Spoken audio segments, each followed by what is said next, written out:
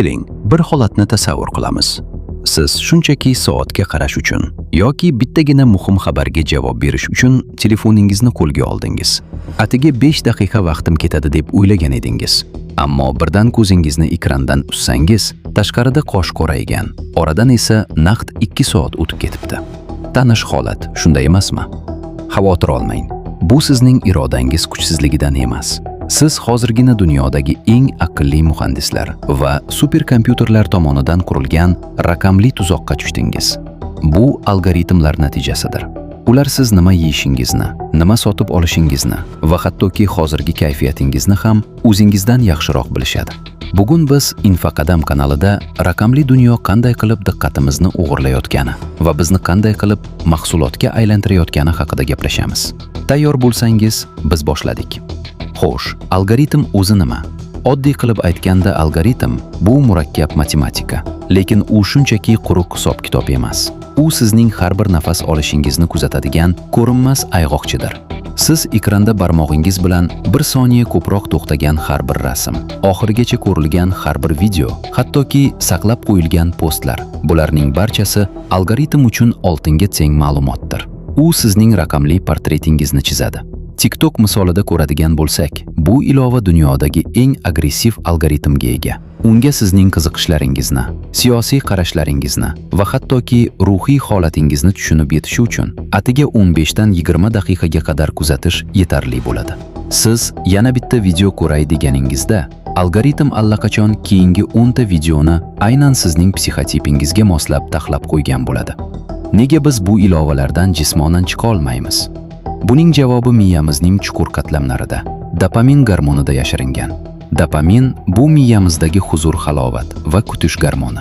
Olimlar buni o'zgaruvchan mukofot effekti deb atashadi. Bu xuddi kazinodagi o'yin avtomatlariga o'xshaydi. Siz ekranni pastga tortasiz, ya'ni scroll qilasiz. Keyingi video zerikarli bo'lishi mumkin, lekin undan keyingisi sizni qah-qah urib kuldiradigan yoki hayratga soladigan narsa chiqadi. Mana shu kutilmagan quvonch miyani dopamin bilan to'yintiradi.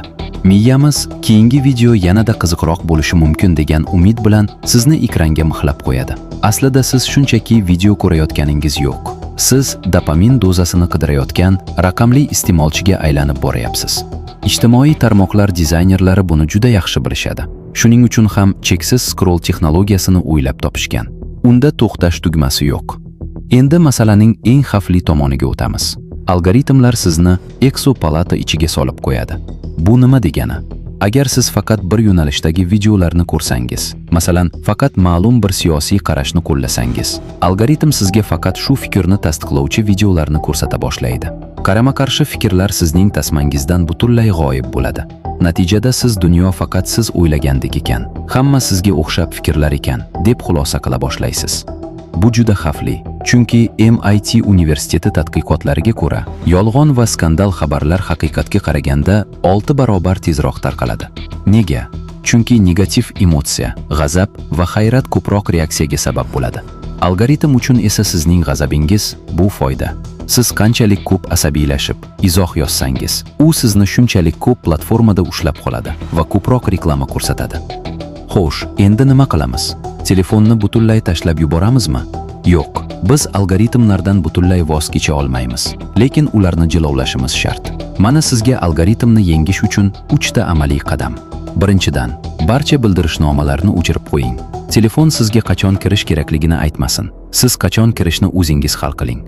Ikkinchidan, algoritmni ataylab adashtiring. Qidiruv bo'limiga kiring va o'zingizga mutlaqo aloqasi bo'lmagan, siz qiziqmaydigan yangi mavzularni qidiring. Bu algoritmni sizni tushuna olmay qolishiga majbur qiladi va natijada sizga har xil turdagi kontent ko'rsata boshlaydi.